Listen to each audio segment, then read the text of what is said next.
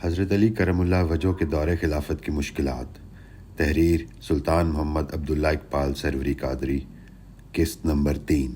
حضرت عثمان رضی اللہ عنہ کا حضرت علی رضی اللہ عنہ سے تعلق اور ان پر مکمل اعتماد. چند واقعات بیان کیے جائیں گے جن کا مقصد یہ واضح کرنا ہے کہ حضرت عثمان رضی اللہ عنہ حضرت علی کرم اللہ وجہ پر کس قدر اعتماد کرتے تھے. حضرت علی کرم اللہ وجہ کس طرح حضرت عثمان رضی اللہ عنہ کی مدد کے لیے کوشاں رہتے تھے اور کس طرح باغیوں کے آگے دیوار بن کر کھڑے رہے. مزید واقعات و احادیث سے یہ ثابت کیا جائے گا کہ حضرت علی رضی اللہ عنہ اور حضرت عثمان رضی اللہ عنہ کا تعلق بہت گہرا تھا. یعنی دونوں بھائیوں کا ذکر کیا جائے گا جن کا رشتہ خون کے رشتے سے بھی زیادہ مضبوط تھا، کیونکہ وہ رشتہ آپ صلی اللہ علیہ وآلہ وسلم نے قائم فرمایا تھا. ان دونوں بھائیوں کے قدموں کی خاک ہماری آنکھوں کا سرما اور ان کی جوتیاں ہمارے سروں کا تاج ہیں.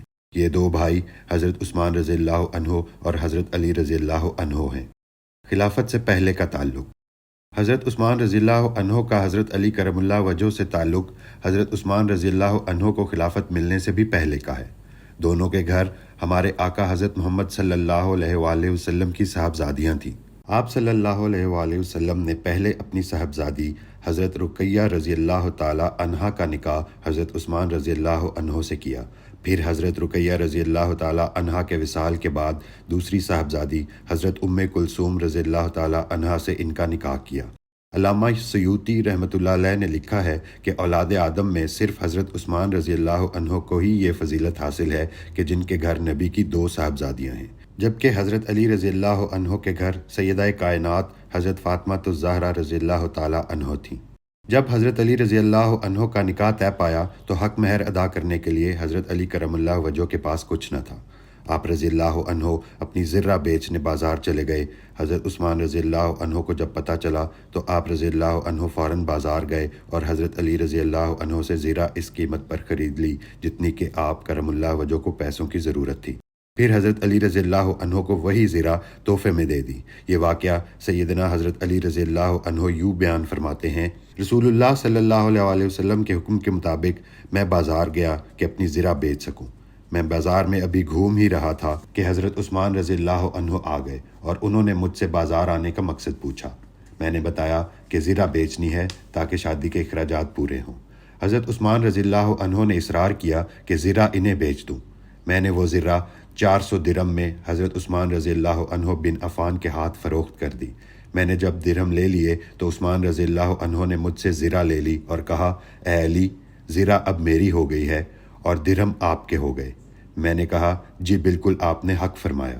حضرت عثمان رضی اللہ عنہ نے کہا: چونکہ اب میں اس زرہ کا مالک ہوں اس لیے یہ زرہ اب میری طرف سے آپ کے لیے ہدیہ ہے. سیدنا علی رضی اللہ عنہ فرماتے ہیں: میں نے درہم اور زرہ لے لی اور رسول اللہ صلی اللہ علیہ وآلہ وسلم کی خدمت میں حاضر ہو کر وہ زرہ اور درہم آپ صلی اللہ علیہ وآلہ وسلم کو پیش کر دیے. اور حضرت عثمان رضی اللہ عنہ نے جو حسن سلوک میرے ساتھ کیا تھا، یعنی رقم بھی مجھے دے دی اور زرہ بھی، اس کی اطلاع رسول اللہ صلی اللہ علیہ وآلہ وسلم کو دی. آپ صلی اللہ علیہ وآلہ وسلم نے حضرت عثمان رضی اللہ عنہ کے لیے دعائے خیر فرمائی. جب حضرت علی کرم اللہ وجہ کا نکاح حضرت فاطمہ الزہرا رضی اللہ تعالی عنہا سے ہوا تو حضرت عثمان رضی اللہ عنہ گواہ بنے. حضرت عثمان رضی اللہ عنہ حضرت علی رضی اللہ عنہ کو ویسے بھی تحائف دیتے رہتے تھے، جس سے پتہ چلتا ہے کہ حضرت عثمان رضی اللہ عنہ اور حضرت علی رضی اللہ عنہ کا تعلق بہت گہرا اور مضبوط تھا. حضرت عثمان رضی اللہ عنہ نے حضرت علی کرم اللہ وجہ کو ایک اونٹنی بطور سواری ہدیہ دی. حضرت انس رضی اللہ عنہ سے روایت ہے کہ حضرت علی رضی اللہ عنہ رسول اللہ صلی اللہ علیہ وآلہ وسلم کے پاس آئے. آپ رضی اللہ تعالی عنہ کے پاس ایک اونٹنی تھی. نبی مکرم صلی اللہ علیہ وآلہ وسلم نے پوچھا: یہ اونٹنی کہاں سے آئی؟ آپ کرم اللہ وجہ نے عرض کیا: یہ مجھے حضرت عثمان رضی اللہ عنہ نے دی ہے. دور خلافت میں حضرت عثمان رضی اللہ عنہ کا حضرت علی رضی اللہ عنہ سے تعلق. دونوں ہستیاں عشرہ مبشرہ میں شامل، دونوں نے ہجرت کی، دونوں کو شہادت کا رتبہ ملا. ایک کی شہادت مدینہ میں ہوئی تو دوسری ہستی کی شہادت کوفہ میں ہوئی، اگرچہ قتل کرنے والا گروہ ایک ہی ہے. دونوں کا شمار خلفائے راشدین میں ہوتا ہے. ایک حیا و سخاوت کے علمبردار تو دوسرے باب فقر اور شجاعت کے تاجدار. ایک نے قرآن کی حفاظت کی تو دوسری ہستی نے اشاعت و اتباع کر کے امت کے حوالے کیا. حضرت عبداللہ بن عباس رضی اللہ عنہ فرماتے ہیں: باخدا حضرت علی رضی اللہ عنہ حضرت عثمان رضی اللہ عنہ کے مخلص اور سچے دوست تھے۔ تاریخ طبری جلد سوم حصہ اول صفحہ 463۔ سچے دوست کی نشانی اس سے زیادہ کیا ہوگی کہ جب حضرت عثمان رضی اللہ عنہ خلیفہ بنے تو سب سے پہلے بیعت کرنے والے حضرت علی رضی اللہ عنہ تھے اور بعد میں باقی صحابہ نے بیعت کی۔ واقعہ کچھ یوں ہے کہ حضرت عمر رضی اللہ عنہ کی شہادت کے بعد شورا نے نئے خلیفہ کا فیصلہ کرنا تھا۔ شورا نے فیصلہ کی ذمہ داری حضرت عبد الرحمن بن عوف رضی اللہ عنہ کے سپرد کر دی۔ حضرت عبد الرحمن رضی اللہ عنہ نے مجمع میں حضرت عثمان رضی اللہ عنہ سے فرمایا کہ ہاتھ بڑھائیے، آپ ہمارے خلیفہ ہوں گے۔ اس طرح انہوں نے فوراً بیعت کر لی۔ جب حضرت علی رضی اللہ عنہ نے حضرت عثمان رضی اللہ عنہ کا نام سنا تو فوراً مجمع کو چیرتے ہوئے آگے بڑھے اور باقی سب سے پہلے بیعت کر لی۔ ایک طرح سے تو حضرت علی رضی اللہ عنہ نے ہی پہلے بیعت کی تھی، کیونکہ حضرت عبد الرحمن بن عوف تو انتخاب کرنے والے تھے۔ اس سلسلے میں بخاری شریف میں روایت درج ہے، حضرت عبد الرحمن رضی اللہ عنہ نے فرمایا، اے عثمان رضی اللہ عنہ اپنا ہاتھ بڑھائیے۔ چنانچہ انہوں نے ان سے بیعت کی اور علی کرم اللہ وجہ نے بھی ان سے بیعت کی۔ پھر اہل مدینہ آئے اور سب نے بیعت کی۔ بخاری 3700۔ اس سلسلے میں ابن کثیر لکھتے ہیں، لوگ حضرت عثمان رضی اللہ عنہ کی طرف بیعت کی غرض سے بڑھنے لگے اور سب سے پہلے آپ رضی اللہ عنہ کے ہاتھ پر سیدنا علی رضی اللہ عنہ نے بیعت کی۔ تاریخ ابن کثیر جلد چہارم حصہ ہفتم صفحہ 149۔ حکیم محمود احمد ظفر لکھتے ہیں، سیدنا عبد الرحمن رضی اللہ عنہ اس وقت ممبر کی اس سیڑھی پر تھے جہاں جناب رسول صلی اللہ علیہ وآلہ وسلم تشریف فرما ہوا کرتے تھے، اور عثمان رضی اللہ عنہ اس سے نچلے درجے پر بیٹھے ہوئے تھے۔ سیدنا عبد الرحمن رضی اللہ عنہ کے منہ سے یہ بات سن کر لوگوں کے ایک ازدحام نے سیدنا عثمان رضی اللہ عنہ کو گھیر لیا اور باری باری ان کے ہاتھ پر خلافت کی بیعت کرنے لگے۔ سب سے پہلے جس ہستی نے سیدنا عثمان رضی اللہ عنہ کے ہاتھ پر بیعت کی وہ سیدنا علی رضی اللہ عنہ بن ابی طالب تھے۔ کتاب امیر المومنین سیدنا علی۔ ابن سعد نے ایک روایت لکھی ہے، عمر بن عمیرہ بن ہنی مولائے عمر بن خطاب نے روایت کی ہے کہ میں نے لوگوں میں سب سے پہلے علی رضی اللہ عنہ کو دیکھا کہ انہوں نے عثمان رضی اللہ عنہ سے بیعت کی، پھر پے در پے لوگ آئے اور انہوں نے بیعت کی۔ بحوالہ طبقات ابن سعد جلد دوم حصہ سوم صفحہ 136۔ تاریخ الخلفاء میں ہے کہ جب حضرت علی کرم اللہ وجہ سے حضرت عبد الرحمن رضی اللہ عنہ بن عوف نے پوچھا کہ آپ مجھے کن کی بیعت کا مشورہ دیتے ہیں، یعنی خلیفہ کسے چنا جائے، تو حضرت علی رضی اللہ عنہ نے فرمایا حضرت عثمان رضی اللہ عنہ۔ حضرت عثمان رضی اللہ عنہ کے دور خلافت میں حضرت علی رضی اللہ عنہ ان کے مشیر خاص تھے۔ حضرت عثمان رضی اللہ عنہ نے حضرت علی رضی اللہ عنہ کو احکام اور حدود کے نفاذ کے علاوہ خلافت کے دیگر امور کی انجام دہی کی ذمہ داری سونپی۔ پروفیسر محمد جاوید اکرم حضرت عثمان رضی اللہ عنہ اور حضرت علی رضی اللہ عنہ کے متعلق لکھتے ہیں، حضرت عثمان غنی رضی اللہ عنہ کسی شخص کو شرعی سزا دینے کا فیصلہ کرتے تو اکثر یہ سزا حضرت علی رضی اللہ عنہ کے ذریعے اور مشورے سے دیتے۔ حضرت علی شیر خدا صفحہ 109۔ اس سلسلے میں ایک روایت درج کی جا رہی ہے، ابو ساسان اور رکاشی حسین بن المنظر کہتے ہیں، میں حضرت عثمان بن عفان کی بارگاہ خلافت میں حاضر ہوا، وہاں ولید بن عقبہ کو لایا گیا جس نے شراب نوشی کی تھی، اور حمران بن ابان اور ایک دوسرے آدمی نے اس کی شہادت دی تھی۔ حضرت عثمان رضی اللہ عنہ نے حضرت علی رضی اللہ عنہ سے فرمایا اس پر حد جاری کرو۔ حضرت علی رضی اللہ عنہ نے عبداللہ بن جعفر رضی اللہ عنہ کو ولید کو کوڑے مارنے کا حکم دیا۔ عبداللہ نے کوڑے مارنے شروع کر دیے اور حضرت علی رضی اللہ عنہ شمار کرتے رہے، حتیٰ کہ حضرت علی رضی اللہ عنہ نے 40 تک شمار کیا، پھر فرمایا رک جاؤ۔ رسول اللہ صلی اللہ علیہ وآلہ وسلم نے شراب نوشی کی سزا کے طور پر 40 کوڑے مارے، ابو بکر رضی اللہ عنہ نے 40 کوڑے مارے، عمر رضی اللہ عنہ نے اپنے دور خلافت میں 40 کوڑے مارے، پھر اس کی تعداد پوری 80 فرما دی، اور یہ سب سنت ہیں، اور مجھے یہ تعداد یعنی 40 زیادہ پسند ہے۔ کنز الامال 13686۔ اس کے ساتھ ساتھ حضرت علی رضی اللہ عنہ نے حضرت عثمان رضی اللہ عنہ کے دور میں اپنے بیٹوں حضرت حسن رضی اللہ عنہ اور حضرت حسین رضی اللہ عنہ کے ساتھ مل کر جہاد میں شرکت کی۔ ارمان سرحدی لکھتے ہیں، حضرت عثمان رضی اللہ عنہ کے عہد خلافت میں بھی حضرت علی رضی اللہ عنہ نے اپنے آپ کو خدمت اسلام کے لیے وقف رکھا۔ سیدنا علی المرتضیٰ۔ حکیم محمود احمد ظفر لکھتے ہیں، تاریخ کے رپورٹر اس بات کی شہادت دیتے ہیں کہ سیدنا علی رضی اللہ عنہ بن ابی طالب سیدنا عثمان رضی اللہ عنہ کے ایام خلافت میں ان کے مشیر خاص رہے اور ایام فتنہ میں ان کے مددگار خاص تھے۔ یہ تو نہیں ہو سکتا کہ معاذ اللہ آپ کرم اللہ وجہ یہ سب کچھ منافقت سے کر رہے ہوں، کیونکہ آپ تو للہیت اور خلوص کا ایک مینار تھے، اور خوف و ڈر کی وجہ سے بھی آپ ایسا نہیں کر سکتے، کیونکہ آپ اسد اللہ یعنی اللہ کے شیر تھے، اور اللہ کا شیر کبھی کسی سے نہیں ڈرتا۔ امیر المومنین سیدنا علی صفحہ 248۔ حضرت عثمان رضی اللہ عنہ حضرت علی رضی اللہ عنہ کو ہر اچھے موقع پر یاد رکھتے، جیسا کہ ایک عام انسان بھی اپنے بھائی یا بہترین دوست کو یاد رکھتا ہے۔ اسحاق بن عبداللہ بن حارث اپنے والد سے بیان کرتے ہیں کہ جناب حارث حضرت عثمان رضی اللہ عنہ کی جانب سے طائف کے گورنر تھے۔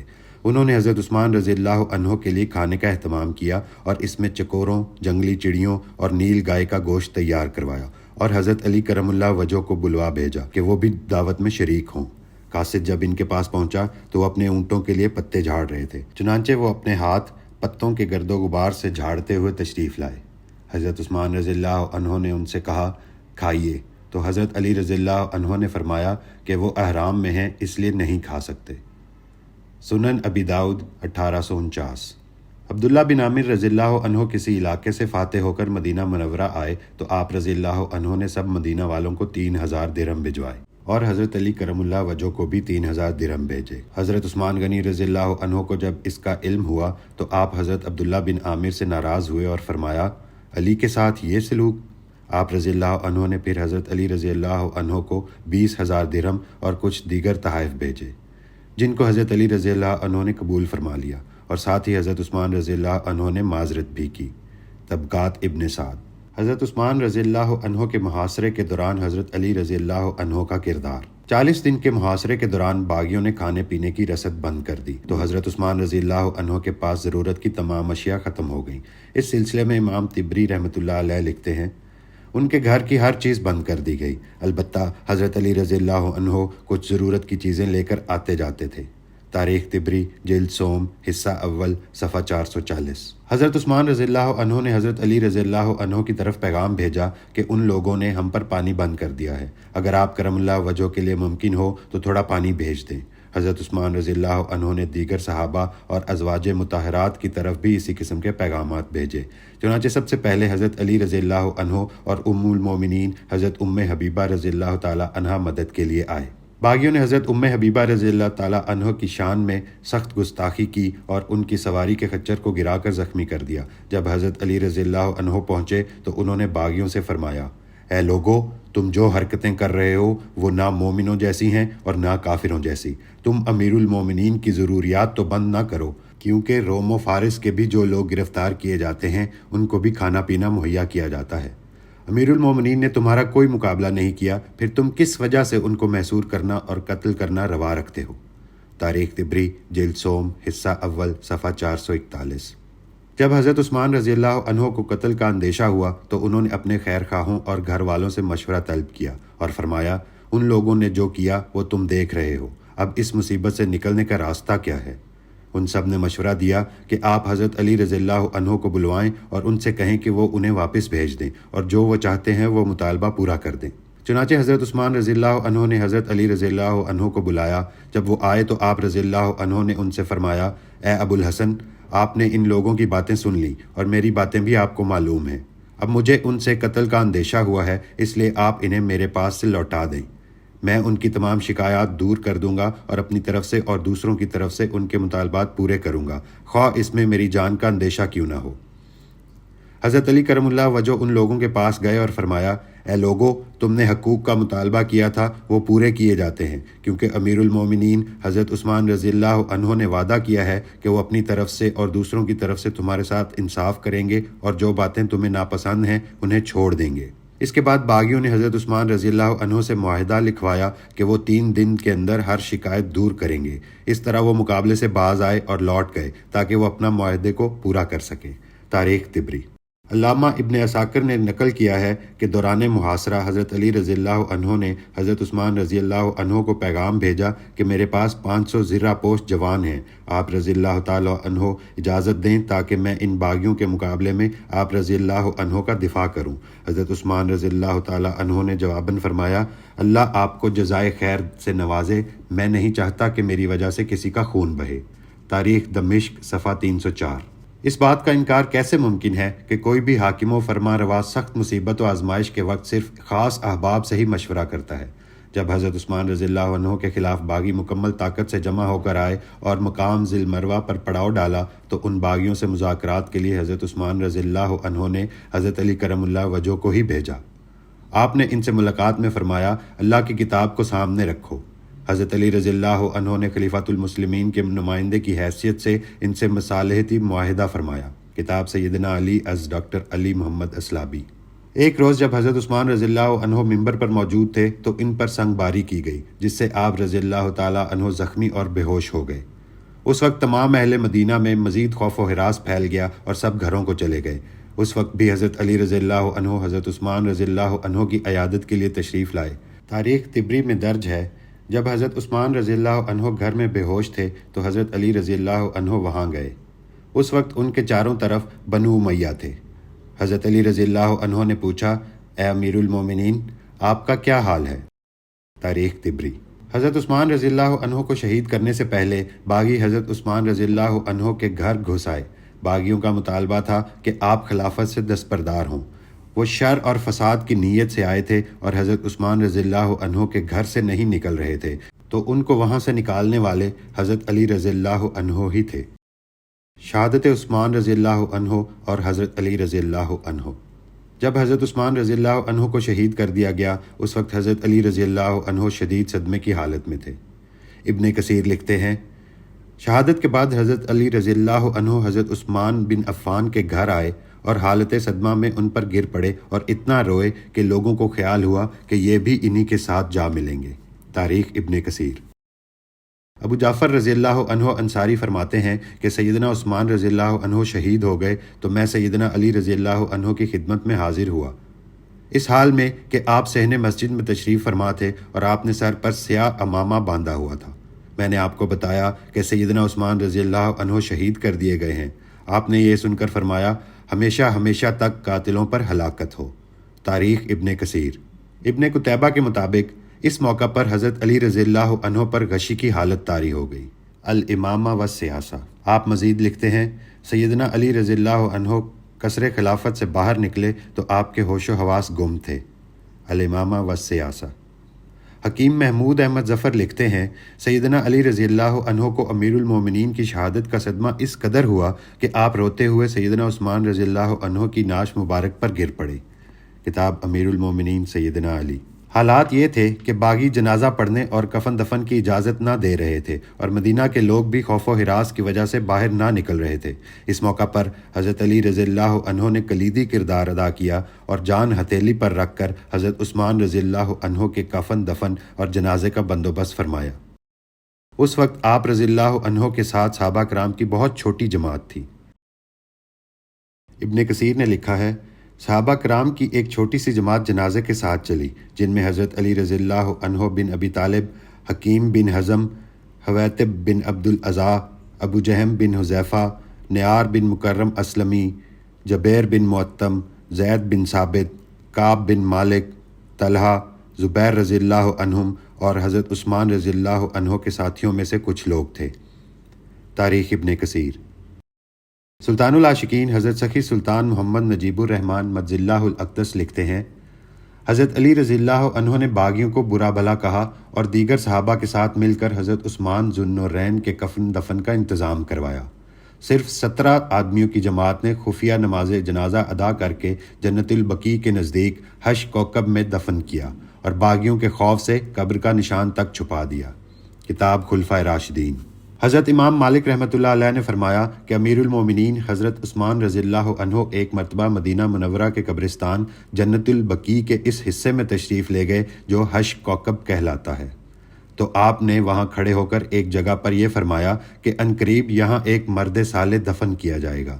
چنانچہ اس کے بعد ہی آپ کی شہادت ہو گئی اور باغیوں نے آپ کے جنازے کے ساتھ اس قدر ہلڑ بازی کی کہ آپ کو نہ روضہ منورہ کے قریب دفن کیا جا سکا، نہ جنت البقیع کے اس حصے میں مدفون کیا جا سکا جو کبار صحابہ رضی اللہ تعالی عنہم کا قبرستان تھا، بلکہ سب سے دور الگ تھلگ حش کوکب میں آپ سپرد خاک کیے گئے، جہاں کوئی سوچ بھی نہیں سکتا تھا کہ یہاں امیر المومنین حضرت عثمان رضی اللہ عنہ کی قبر مبارک بنے گی، کیونکہ اس وقت تک وہاں کوئی قبر تھی ہی نہیں۔ کتاب ازالۃ الخفا۔ سیدنا عبداللہ بن عباس رضی اللہ عنہ فرماتے ہیں کہ حضرت عثمان رضی اللہ عنہ کی شہادت کے بعد حضرت علی رضی اللہ عنہ نے فرمایا، اگر لوگ چاہیں تو میں ان کے سامنے بیت اللہ میں مقام ابراہیم کے پاس اللہ کی قسم اٹھانے کو تیار ہوں کہ نہ میں نے حضرت عثمان رضی اللہ عنہ کو قتل کیا، نہ اس کا حکم دیا، بلکہ میں نے تو مفسدین کو منع کیا تھا، لیکن انہوں نے میری نافرمانی کی۔ تاریخ ابن کثیر۔ ابن کثیر حضرت عثمان رضی اللہ عنہ کے قتل سے حضرت علی رضی اللہ عنہ کی بریت کے متعلق لکھتے ہیں، یہ بات اتنے طریق سے ثابت ہے کہ ائمہ حدیث کے نزدیک یقین و قطعیت کا فائدہ دیتا ہے۔ تاریخ ابن کثیر۔ طبری نے روایت کی ہے، حضرت عبداللہ بن عباس رضی اللہ عنہ فرماتے ہیں، خدا جانتا ہے کہ میں نے حضرت علی رضی اللہ عنہ کے اندر انکساری اور حضرت عثمان رضی اللہ عنہ کے لیے خیر خواہی دیکھی، اس کے باوجود ان پر بڑا الزام لگایا جاتا ہے۔ تاریخ طبری جلد سوم حصہ اول صفحہ 463۔ حضرت عثمان رضی اللہ عنہ اور حضرت علی رضی اللہ عنہ کا رشتہ۔ جو واقعات و روایات بیان کی گئی ہیں ان سے واضح ہوتا ہے کہ حضرت عثمان رضی اللہ عنہ اور حضرت علی رضی اللہ عنہ کا اتنا مضبوط تعلق تھا کہ شاید ہی دو بھائیوں کا بھی ایسا تعلق ہو۔ حضرت عثمان رضی اللہ عنہ اور حضرت علی رضی اللہ عنہ میں ویسے بھی رشتہ داری تھی۔ حضرت عثمان رضی اللہ عنہ کی نانی ام حکیم البیضہ حضرت علی رضی اللہ عنہ کی خالہ تھیں، یعنی والدہ کی ہمشیرہ۔ دونوں کو حضور علیہ الصلوۃ والسلام کی دامادی کا شرف حاصل تھا، یعنی دونوں آپس میں ہم زلف بھی تھے۔ مزید برآں حضرت علی رضی اللہ عنہ کی پوتی حضرت فاطمہ بنت حسین کا نکاح حضرت عثمان کے پوتے عبداللہ بن عمرو بن عثمان سے ہوا۔ اس سے ثابت ہوتا ہے کہ حضرت علی رضی اللہ عنہ اور حضرت عثمان رضی اللہ عنہ کی حیات کے بعد بھی یہ تعلق قائم رہا۔ بہت سے مواقع پر حضرت علی رضی اللہ عنہ نے حضرت عثمان رضی اللہ عنہ کی شان بیان کی۔ نزال بن سبرہ کی روایت ہے کہ حضرت علی رضی اللہ عنہ سے پوچھا گیا کہ حضرت عثمان بن عفان کے متعلق بتائیں۔ فرمایا، اس ہستی کو آسمانوں میں ذو النورین کے نام سے پکارا جاتا ہے۔ انہوں نے رسول اللہ صلی اللہ علیہ وآلہ وسلم کی 2 بیٹیوں سے شادی کی اور رسول اللہ صلی اللہ علیہ وآلہ وسلم نے انہیں جنت کی ضمانت دی ہوئی تھی۔ کنز الامال 36698۔ حضرت علی رضی اللہ عنہ حضرت عثمان رضی اللہ عنہ کو حضرت ابو بکر صدیق رضی اللہ عنہ اور حضرت عمر رضی اللہ عنہ کے بعد سب سے افضل سمجھتے تھے۔ عمرو بن حریث فرماتے ہیں کہ میں نے سیدنا علی رضی اللہ عنہ کو ممبر رسول پر یہ کہتے سنا، جناب رسول صلی اللہ علیہ وآلہ وسلم کے بعد اس امت میں سب سے افضل اور بہتر ابو بکر تھے، پھر عمر اور پھر عثمان تھے۔ پروفیسر محمد جاوید اکرم حضرت عثمان رضی اللہ عنہ اور حضرت علی رضی اللہ عنہ کے متعلق لکھتے ہیں، حضرت عثمان رضی اللہ عنہ ہر سال حج کے لیے جاتے تو حضرت علی رضی اللہ عنہ کو بھی ساتھ لے جاتے تھے۔ کتاب حضرت علی شیر خدا صفحہ 109۔ حضرت علی رضی اللہ عنہ کا حضرت عثمان رضی اللہ عنہ کے ساتھ اتنا مضبوط تعلق تھا کہ آپ نے اپنے بیٹے کا نام بھی حضرت عثمان رضی اللہ عنہ کے نام پر رکھا۔ اب آپ خود سوچیں، انسان جب اپنے بچے کا نام کسی کے نام پر رکھتا ہے تو اصل میں یہ چیز نشاندہی کرتی ہے کہ نام رکھنے والے کو اس سے اس قدر پیار ہے جس کی وجہ سے اس کے نام کی نسبت پر نام رکھ جاری ہے۔